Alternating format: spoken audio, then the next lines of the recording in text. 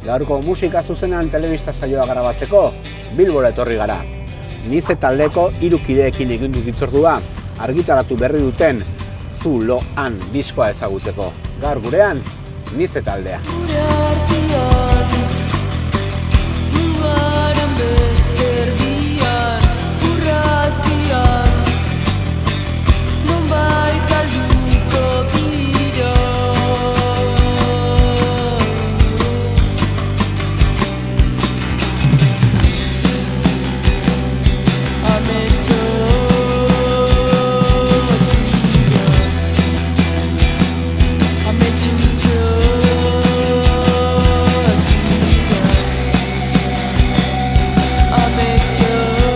Niko, Andrea eta Intza dira Nize, eta 2017 urtetik daude martxan. Nize taldea sortu zen gu 3 ezagutu ginenean arte erretako fakultatean Bilbon, eta hirugarren mailatik aurrera Andrea eta ni hasi ginen talde moduko bat sortzen, hasieran 2 gitarra ginen soilik, eta hilabete batzuk geroago abesti edo kanta bezalako moduko batzuk genituen, eta hor Intza batu zen, eta azkenean geratu zen formazioa izan zen Andrea gitarra eta hotsa, ni basua eta Intza bateria. Berez Niko eta biok jotzen genuen, eta biok jotzen genuen gitarra, eta nik ez neukan ez gitarrarik, ez pedalik, ez ezer. Orduan, zerotik hasi ginen, eta ez zegoen oso argi nora jungo ginen edo. Gusto musikalak eta antzekoak dazkagu, ez? Bakoitzak izan dezake talden bat hasi como, ez dakit, Intzari gustatzen zaizkio rollo akustikos batzuk, ez? Gero niri ez dakit Sonic Youth eta nik hori beste movida batzuk ere bai, baina azkenean hor dazkagu komunean punto batzuk. Ez duela pentsau gauze konkretu baten, baizik eta jotzen hasi gala eta ja erten dula. Zoze konkretua, ez? Bakoitzak bere aportazioa egiten duela eta bere etxeko gauzak ekartzen dituela ona entzaiotara, eta hori dana batuz egiten dugun musika ateratzen da, eta ez zaizkigu asko kezkatzen ze etiketa edo ze estilo konkretu den. Gainera, normalean horrelako galderak egiterakoan ez dakigu zer erantzun estilo hau den edo talde hau den. Ez dago argi. Ez daukagu oso argi, baina ez zaigu asko inporta. 80 aldiko rock alternatibotik edaten du Nize taldeak. Gitarra distortsionatuak, presentzia handiko baxu lodiak, bateria gordinak eta hots iluna izan daitezke taldea definitzeko erreferentzietako batzuk. Nik uste danok gaitu deula musika mota hori, referente pili dauzkeula estilo hortakuek, orduen gure musiki batek alako instrumentala eta izen arren da, herramienta antzekukin mugitze ganez, holako estilo bat bezala sortu dugu azkenin, ez? Instrumentu bakoitzaren funtzioa agian, ez? Askotan disko bat entzuten dezunean bajoaren presentzia edo dago pixka bat baztertuta bezala, ez atzeratuta. Eta azkenean Niko eta ni hasi ginean jotzen, gitarrarekin jotzen genuen biok, eta orduan batzuetan saiatzen gara hori ere bai konpensatzen, ez? Bajua ere bai oso presentago gure diskoetan eta gure kontzertuetan, ez? Azkenean ampliekin ere bai joku hori egiten dugu, ez? Gitarra ampli bat hartu eta bajoaren ampli bat, eta orain ampli igualekin jotzen dugu ere bai. Eta orduan bajoaren presentzia ere bai aurrean dago, ez? Eta agian ahotsa, ez, atzerago dago beste taldeekin alderatuta, ez?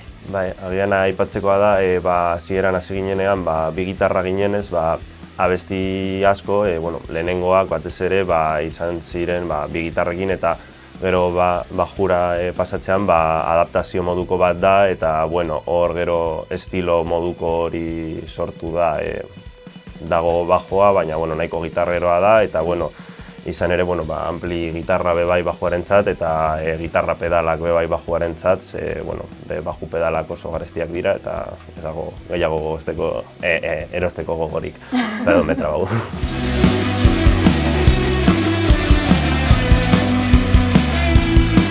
Azken finean, gitarrek taldean garrantzi handia dute. Andrearen ardura dira. Ampli eta pedal ezberdinekin aritu da soinu bilaketan. orain hasi naiz bi amplirekin jotzen, baina hasieran bat bakarrarekin jotzen nuen, eta berez, hasieran Nikoren pibiarekin jotzen nuen. Eta gero berak hartu zuen bajoarekin jotzeko, nik Rolana erosi nuen, eta duela, ez dakit 3 hilabete edo hartu nuen pibia, eta orain biekin jotzen dut. Azkenean denborarekin ikusten zoaz zein den zure egiteko era, ez? Eta pedal bat erosten dezunean edo aldaketa minimo bat egiten dezunean, aldaketa oso handia izan daiteke, ez? Eta nire estiloa adaptatu dut edo bere jotzeko erara eta berak ere bai. Eta orduan horrela pixkanaka goaz zerbait zehatzagoa egiten, ez? Askotan gertatzen zen leno, gauza bat asko, soinu asko zeukala, ez? Bajoa agian oso aurrean zegoen, gitarra pixkatatzean, eta pixkanaka goaz ere bai hori egiten, nire estiloa ere jotzeko eran aldatu dut.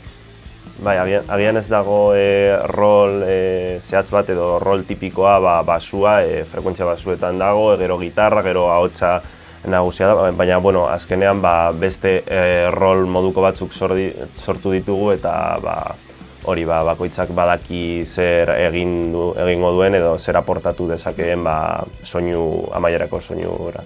Nik uste, 3 instrumentu doko bela presentzi konkretu bat, momentu konkretu baten. Igual daola puzketa bat desaperziute pasatzena ez, ritmo bat olokezea, da gero Nikon melodi batek ateatzeula eta bestin gainetik jartzea ez, eta gero Andreana, eta gero bateriko zati bat. Eta hor dikuste jolasten, eta hirurek nik maila igualin bezala ikuste jut, ez da importantio gitarri da ahotsa, baizik eta zati honetan igual gitarria, gero ez dakit bajuez eta baterize digustera hirure jolasten.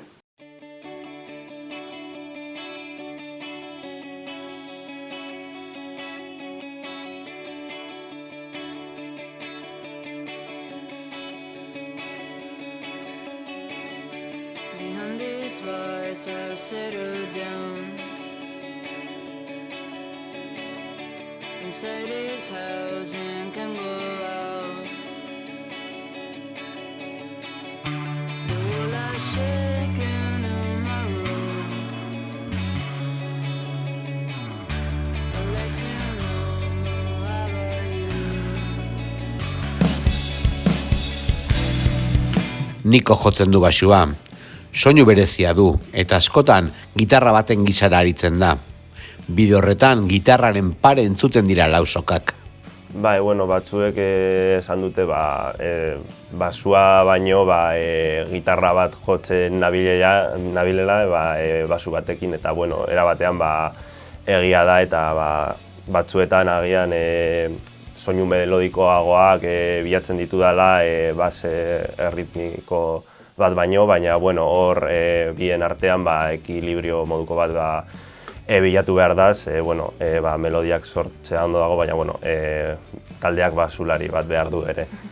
Bai, askotan hori berdun moztu, porque danok iten egea gure maksimo, ez? Igual nik bateri ritmo komplikau bat, o Andrea ez dakizeo, Niko etortza, da, guk esegi da, ez? Vamos a racionarlo. Punteo de tapping con el bajo ahí. Bai.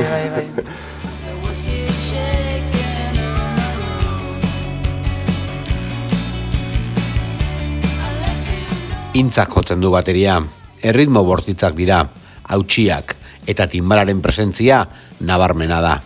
Ni sasatzen naiz betire ezagutze ez deten zer sortzen, ez? Igual momentu batutan berdula gauze simple bat eta igual kaja bat markaue segitzeko melodixen, baina gero sasatzen naiz kantu bakoitzen estrukturatzeko orduen iten ritmo bat on neuk ez detena espero eta kapasa iziti segitzeko kantu ez, eta zoze aire fresko bat o berri bat ematia. Baina gustatzen zait horora momentu batukada bat o sartzea pixket ilune, bai. Beste musika tresna baten funtzio egiten ahotsak daude. Intza eta Andrearen artean banatzen dituzte, eta trataera berezia dute kantuen estrukturetan. Hitzak lantzeko erak ere garapen bat izan dute lehen diskotik bigarrenera. Nik ez dut inoiz kantatu. Eta, klaro, hasi ginenean ensaiatzen eta guzti hori definitu behar zen taldea gehiago, ez, eta orduan ahots bat behar zen. Behar ez dakit, baina, nahi genuen ez, ahots bat egotea hor, eta ez dakit horrela izan zen, eta orduan kantatzen hasi nintzen, eta orduan hasieran beldurrakin hasten nintzen, eta hori ere bai izan zen arrazoietako bat, ez, ahotsa gain atzean egotearena, ez. Hasieran ere bai, ezin nuen kantatu efekturik gabe, ni de palo. Eta gero ja, ohitzen zoaz, ere bai, ez, zure ahots entzuten dezu eta ezagutzen dezu gehiago, ez, eta bigarren disko honetan letrak diferente egin dira, ez, como konstienteago egiten dituzu gauzak. Kantatzen ikasten zoaz, edo zure ahotsa aurkitzen bezala, ez. Ez dakit, letrak egin dira diferente. Porque hasieran neukan hitzen beldurra bezala, ez, edo hau esango dut eta eske hau esango dut, eta ez dakit. Justo agian momentu honetan gehiago pentsatzen dut esan nahi dudana. Osea, lokalean beti rebergarekin egon geha kantatzen, ez? Bueno, intzak ere bai kantatzen duela, ez? Eta, hasieran, efektu guztiekin eta jolasten, gustatzen zitzaigun, ez? Ere bai, reberrak ematen zion tokia hotsari, ez? Horratzean zegoela, eta espazio hori. Bai, beste era batea sartzea instrumentuekin. Seko baldima ez du hain ondo funtzionatzen eretzat.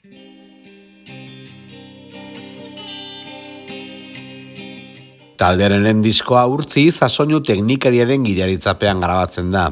Taldekide guztiak aldi berean joz. Gure lehenengo kantak dira, talde askori gertatzen zaien moduan, talde bat sortzen duzu, abestiak egiten dituzu lokalean, eta hurrengo pausua da, estudio batera joan, eta abesti horiek diska batean sartzu. Eta hori urtzirekin egitea erabaki genuen, momentu horretan zegoen talde askorekin lanean, eta ikusi genuen guretzat aukera ona zela berarekin grabatzea, eta gustatzen zitzaigun bere lan egiteko era, eta oso pozik geratu ginen lehenengo diska horrekin. Bai, urtzi lan egiteko eran antzemateala asko taldie ulertzen intentatzeula, ez? Eta asko jolasten. Beti aukera berrizek proposatzen zizkigula, o efektu diferentik probau. Eta azkenien hola guk bastante ikasi dugu. Kantu bat montatzeko orduan betu hau probauko dugu eta funtzionau itegu, ez? Eta zeba ez duzte hori gero direktu niten, ez dakit. Abaniko zabal bat presentau zigula eta hori guretzat oso nutritibu izan zen. Bueno, eske lehenengo diskoa zenez ez genekien oso ondo nola funtzionatzen zuen guzti honek, ez? Eta, atera genuen, diska eta loloko, ez? Intzatani pasa genuen pandemia elkarrekin etxean, eta, klaro, ateratzen dugu diskoa orain. Ateratzen dugu diskoa, eta niko, aterako dugu diskoa ja, eta no sé kondo. Eta azkenean, atera genuen pentsatu gabe. Ezin atera genuen, ez, kontzertuak eman genituen, baina genituen ja kanta hauek eginda, pixkat izan da, ez dakit.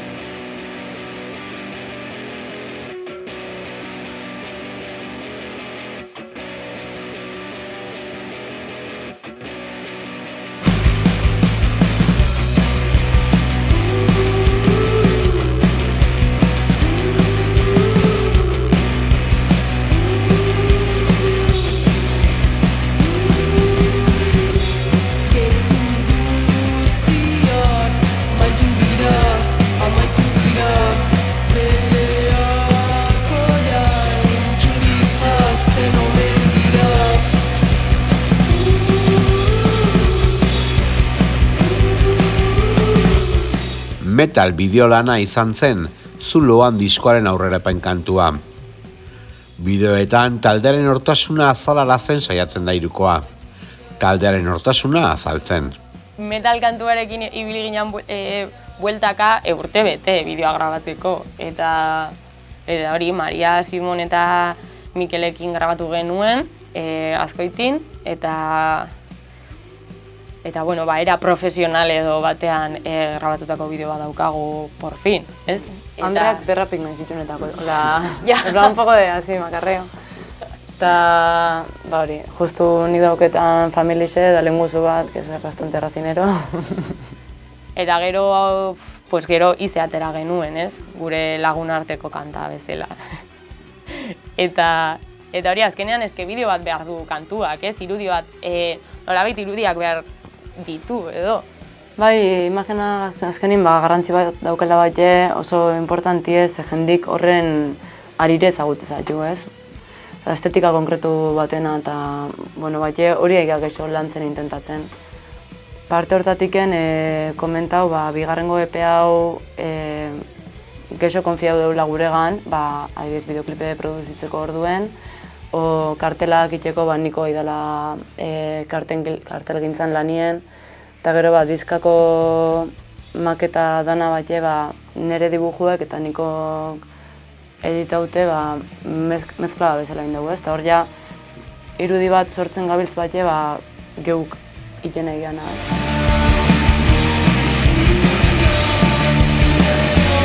Zuloan diskoa El Tigre Estudiotan grabatzen da, Jon Arrizabalaga eta Xabier Egia soinu teknikarien eskutik. Lau kantuz osatua atorlana.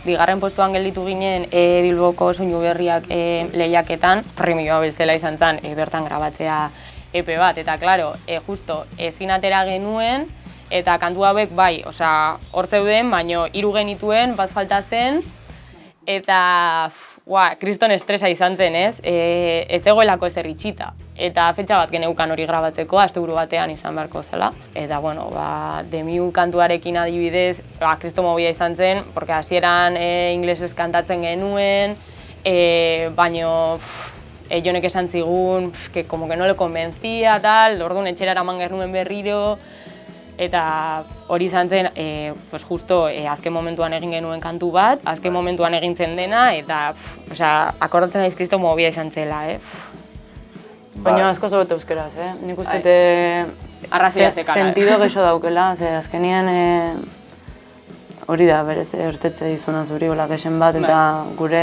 erramienti hizkuntzan. Sari honek behartu gintuen, modu batean, EP hau prestatzera, eta, pizka lasterka eta, gainera, gogoratu behar dugu, 2020 urtean amaieran geneukala hori toke de queda, eta zera guzti horiek, eta nahiko zaila izan zen abesti guztiak prestatzea zera arazo guzti horiekin.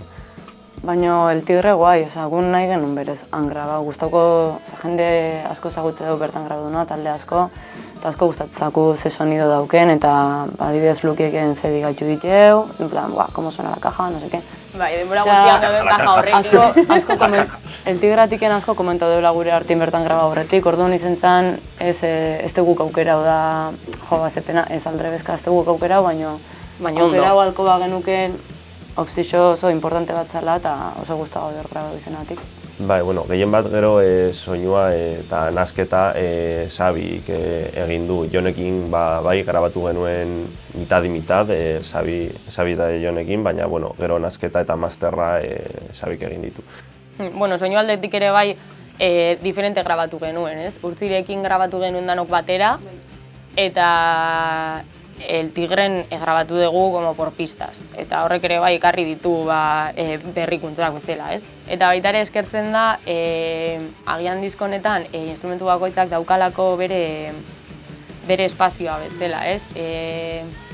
Lehenengo diskoan ere ez genekien ez oso ondo, zertan geuden edo, hor dago soinu nasketa, soinu kapapillo bat, ez? Eta hau askoz ere zuzenagoa da, ez? Eta hori ere ez da guztiz gure erabakia izan. Baina hori ere eskertu da, ez? Agian azken honetan nabarmenagoa da soinu garbiagoa, baina hori produkzioa askoz ez dakit, zuzenagoa delako, ez da hain atmosferikoa, ez da hain zikina. Baina, diska honetan pistak direnak dira, Andrearen gitarra, nire basua eta bateria, eta agian uste dut akople batzuk daudela grabatuta pista parte batean, eta agian gitarraren bat grabatu dugu gero, baina abestiak lokalean egin ditugun moduan dira diskan. Hori da.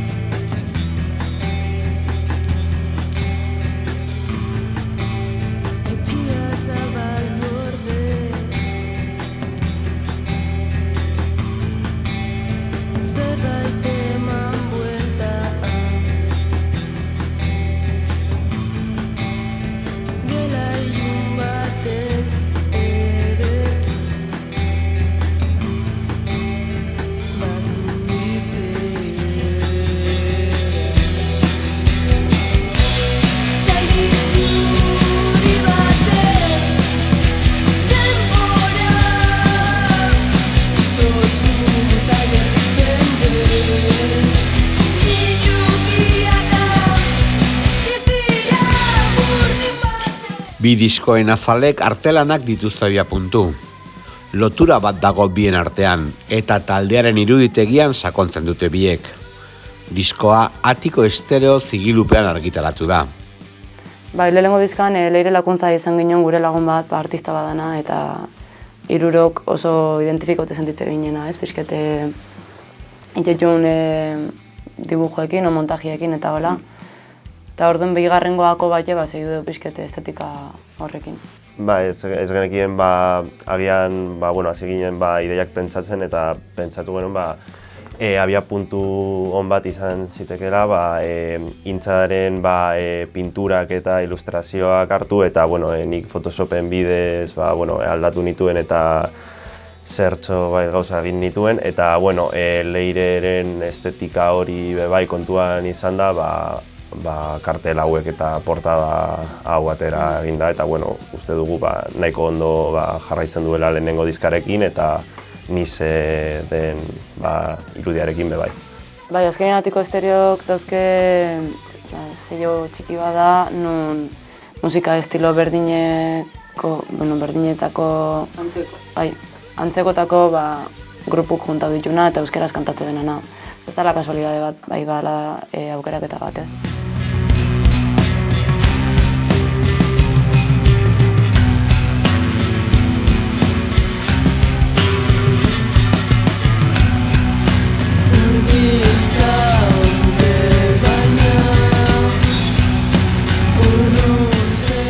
Dagoeneko hasi dira disko berria zuzenean aurkezten. Areto txikiak maite dituzte, eta gustoko dituzten taldeekin aritzea.